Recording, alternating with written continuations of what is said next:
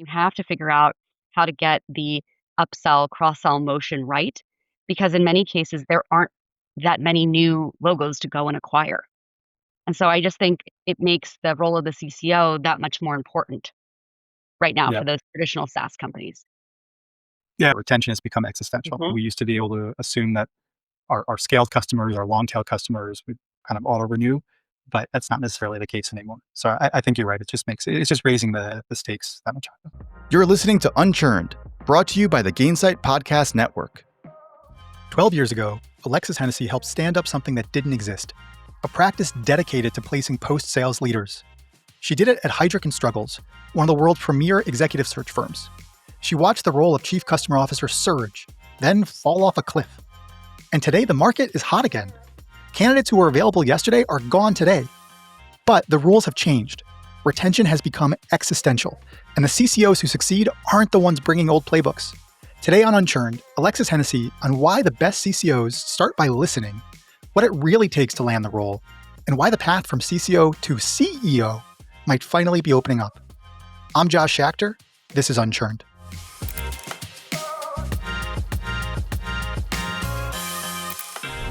Welcome back, everybody. I'm Josh Schachter, your host of Unchurned, and I'm excited to be here this week with Alexis Hennessy. Alexis is a partner at Heidrick Struggles, one of the world's leading executive search firms. She helps lead the tech practice and helps co-found the post-sales practice over there. Alexis, did I get that right? Mostly. Mostly. Partner within our global tech practice, helped stand up our post-sales officers practice about 12 years ago. Okay, thank you. Well, we were classmates. We were peers 14 years ago, and you always helped correct me then. So I appreciate giving me the ropes this time around too. It's an ever-changing title too, Josh. So Yeah.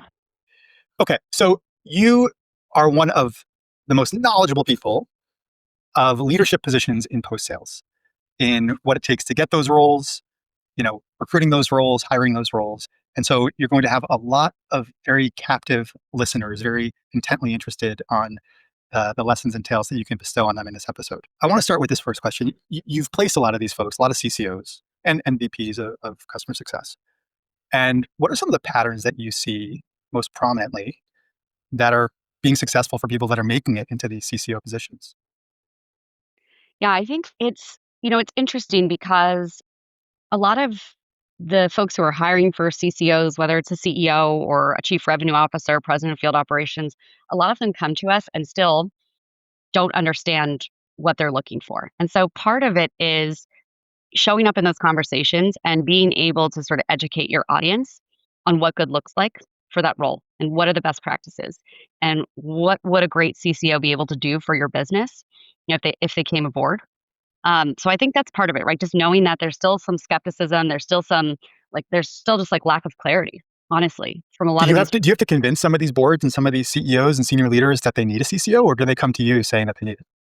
So what happens is they'll come to us saying, we need someone. I know I need someone. I don't know exactly what I'm looking for. Let me talk you through our problems or what we're trying to solve for or where we're trying to go. Sometimes they'll come and say, I think I need one, but I'm not quite sure. Help me understand what it would look like. What would I get out of it? And then the third, kind of bucket is my board's really pushing me. I feel like the industry wants me to hire this person. So here I am. Those are the people or the instances, the scenarios we want to stay away from if possible, because they're not always in it for the right reasons, right? And sometimes you can get a client who says, I need the silver bullet. We've got a churn problem. If I hire a CCO, the problem will then take care of itself, right? And we all know that that's not necessarily most of the time. And there's a little CYA, and they're trying to check the box on that one. For the ones that come in there with the right intention, the right mindset of what they're looking for, what are they generally looking for in a CCO candidate? I think they're looking for somebody who can be a strategic business partner, right? And truly help educate them, help them set the strategy for the customer journey, who can be a great partner and reach across the aisle and is going to work very well cross-functionally with literally, finance, marketing, certainly the sales leader, right? To kind of facilitate and build and nurture that customer journey. And then I think, the last part is like, how do I know that you're good, right? And it's somebody who can walk you through their metrics in a way that keeps you elevated at that C level, but really does help, helps that that person, that the audience understand how you drive results. Because sometimes I think customer success can get a little nebulous, right? It can be a little squishy. So the more you can educate and weave those numbers, right, that demonstrate the value add into your narrative, the better. On the candidate side, I mean, I certainly hear from a lot of folks that are out there looking for their next role. A lot of folks that are trying to level up as well, in VP positions or in director positions, trying to make it to VP trying to make it to CCO. Uh, who are like what does it really take from a resume perspective these days to get a role as a chief customer officer? Do you have to have already been in the position? No. And I think that holds true for virtually every C-level role right now. Supply does not meet demand at the moment for anything, right? You just have a large number of people in the workforce who are retiring either because they can and they want to, or because they're at a natural age where it makes sense and they're ready to do it. And so I think regardless of the role, you're getting more first time insert C-level position here, right, than ever before. So I think most hiring managers and boards are comfortable with a step up candidate. So you're telling me there's a large demand for this role right now. We have definitely seen an uptick. It was pretty quiet. It was dark days, I would say. Or is it an Maybe uptick from zero to one? no. It's honestly right now the market feels hot for this role right now. It's not always called CCO. Sometimes the scope is what I would consider a full stack CCO. Sometimes it's not. Um, but in general, it feels like the function as a whole has rebounded, and the market's moving very quickly. So I'm seeing, people who are available yesterday and today they're not, right? Because they're taking their next role. I've just seen a lot of activity. So I would say, that it's like CCO maybe isn't what it was 4 or 5 years ago. Not everyone is going to hand out that title. Not everyone's going to be a direct report to the CEO. But in general, we're seeing a rebound, which is good. So it was more. There were more CCOs 4 or 5 years ago. You're saying I guess this is during the nice Zert days. There were some dark days. The winter came, and now we're back on the uptick. Is what you're saying. That's what it feels like. Yes. Yeah. Okay, so how about the VPs out there? There are many more VPs of customer success than existing CCOs. If you're looking at candidates that are crossing through your desk, you're getting ready to filter them out and present them to a board. What are some of the things that would stand out for you from a VP's candidates? Scale is always going to be something of interest, right? The scale's got to be relevant, like in terms of headcount managed, in terms of the revenue responsibility, right? When it comes to renewals, even if you don't own the number, but just some familiarity and relevancy of scale is always going to be, a key criteria. Um, I think the breadth of functional responsibility has to align. Now, with most opportunities, if it is CCO, the hiring manager is going to be comfortable giving on something, right? So, for example, maybe you don't have to have owned support, but you have to be really deep on services and success, right? Um, I'm making that up. It's different for every company and every role. Sure. Um, but having some sort of breadth that aligns with where they really need this person to spike is important. I think the experience with telemetry and AI, and are you thinking about how to modernize and build the one-to-many model, the one-to-one model in the most efficient way, the most scalable way, and in a way that really helps you measure the results that you're driving, and then be able to bring those results back to the business. Again, using that data, using those numbers, right, to demonstrate how you created lift. That's what I think most hiring managers want to understand. If I'm going to bring you in, what can I expect? What results do you drive?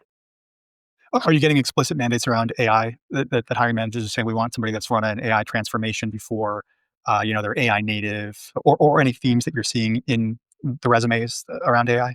Yeah, it's not so much AI native because I think everybody is pretty realistic that there just aren't many AI native companies out there at scale. But somebody who's been thinking about it, who's been experimenting with it, someone who's going to bring what I call this engineering mindset of iterate, test, and repeat. And they just have this level of agility to say, we're going to try new things, we're going to run a beta, and let's see what happens. And then it's sort of hiring for the ability around AI and technical advancements within the post sales organization versus somebody who has all the answers and has it figured out.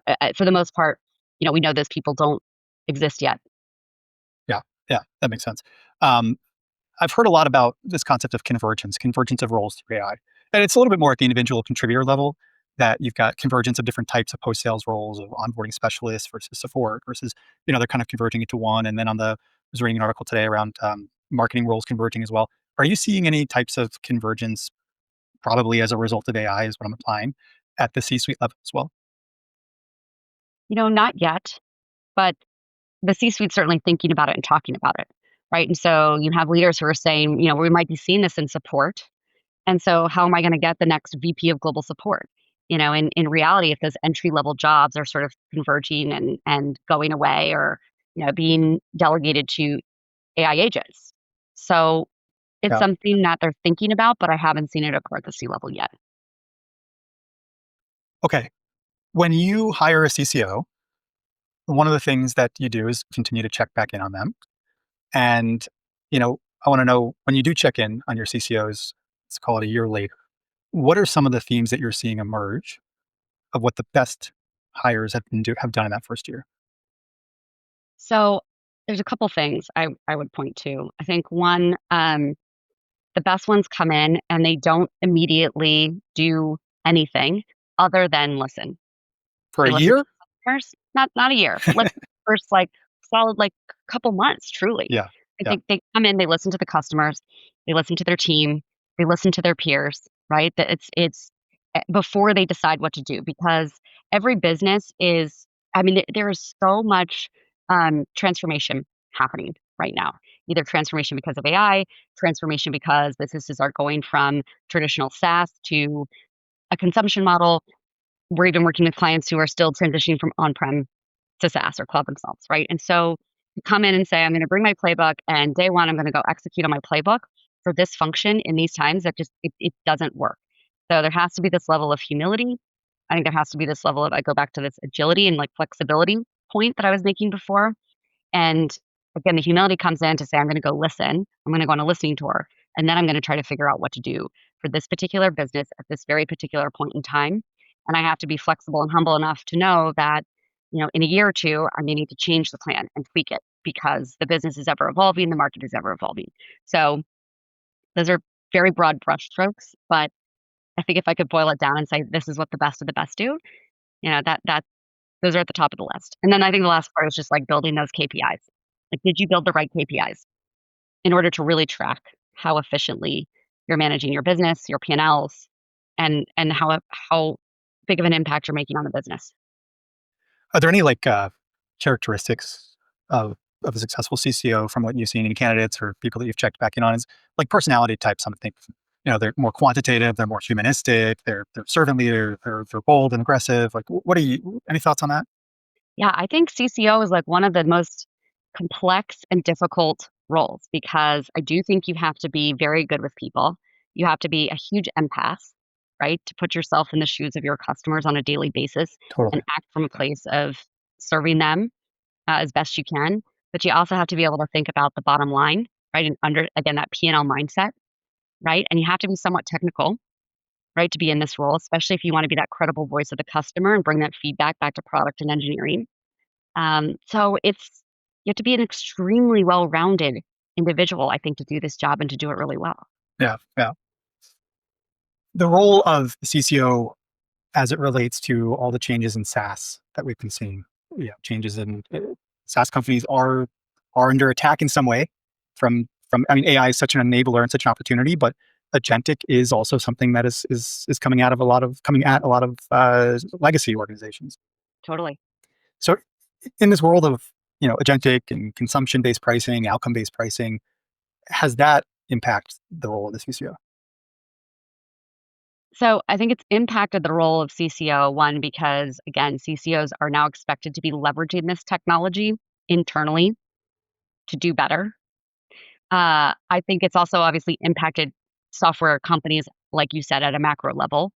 Um, and so the install base has become more important than ever, right? You have to protect that install base and you have to figure out how to get the upsell, cross-sell motion right.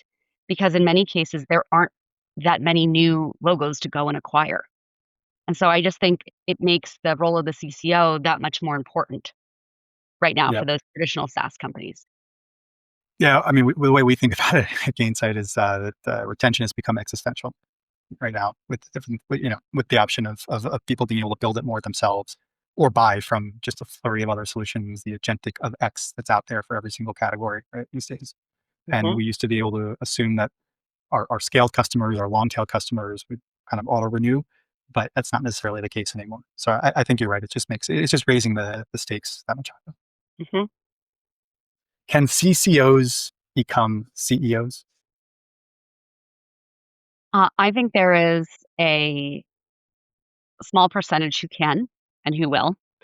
I think with the rise of consumption models, that is going to breed uh, a new generation or a new type of animal in terms of what CCOs look and feel like and the experience that they bring and where they spike. So, and like I said before, there is a vacuum of proven CEOs right now. You're going to have to look somewhere else. Right now, the industry is mostly looking to chief revenue officers, and on occasion, looking to chief product officers as well. To fill Uh, CEO spots? Correct. And so, And that's I just because, I mean, is that just the same old story that we've been hearing for years? Is just the legacy of who's got a seat at the table and perceived value to the organization? yeah, exactly. But I think then if CCOs can continue to show their worth, especially in this age of retention being paramount, and they are, again, they think about top and bottom line. They're commercial. They're technical. Why not? I mean, Dennis, you know, I like that. I like that skill set. I would like that skill set in a CEO. have you placed a CCO into a CEO role? Not yet, uh, but we have placed CCOs into businesses as broader presidents, and they have assumed the CEO role and have been successful in it. So I think we're going to see more of You that. mean like running the go-to-market function effectively as the president of the org? Correct. Yeah. So a little bit more of that CRO type of role as well. Correct. And there's, one I can think of where she did become the CEO and has been highly successful. I guess, again, that's just one. So you got to start somewhere. Yeah, I mean, well, you hear about like I mean, I don't know that you placed Yamini or not, but Yamini at HubSpot, right? CEO of HubSpot, where she started in that CCO role. But that CCO role at HubSpot was almost a little bit more like a president type of role. It was already running the go to market, and then made the leap into there into running all of all of the organization. Yeah, she is one great example. Um, so I mean, I can think of another. I mean, Christina Kozmowski. She came in as president, been running that business very Wasn't she successful. part of like the origin of like creating the function of customer success? If I'm getting my names correct. Yeah, she worked at Salesforce with Maria Martinez. The undisputed maybe godmother of customer success. So Maria became COO of Cisco. And so I think there is a track record. Eric Kelleher right now as in president role for Okta. And he was former CCO. So I think there's some really amazing CCOs out there that are laying the foundation for this to be a viable path to CEO in the future. And what's your prediction for the role of CCO in years to come? I was so excited by the traction, the momentum that the CCO role had a couple of years ago, and then it was such a bummer just to kind of see CCO hiring fall off a cliff, see the role get dismantled over the last couple of years. But again, it's making a rebound, and I think that tells us that it is here to stay, and it really does fall on the shoulders of today's CCOs to really be able to win the hearts and minds of their peers and to build the right dashboards and KPIs versus building huge teams and building big moats around their organization. I think I'd like to make the prediction, but I think if we do this right, I think the role is here to stay, and I think it's a clear path for CCOs to take on broader roles within organizations, take on board roles that are meaningful. So I'm very optimistic. Well, listen, we'll both root for it together. Alexis Hennessy, my friend, thank you so much for being back on the program. I think it was about a year ago since we had you last. Incredible to see the career growth that you've had as a friend. Forming this post sales group at one of the leading executive recruitment firms in the world, Heidrick Struggles. So we'll keep an eye on you as well. And thank you so much for informing us all about the role of the CCO. And let's get some folks into that C-suite at the CEO level as well. Love it. Thanks for having me. Thanks.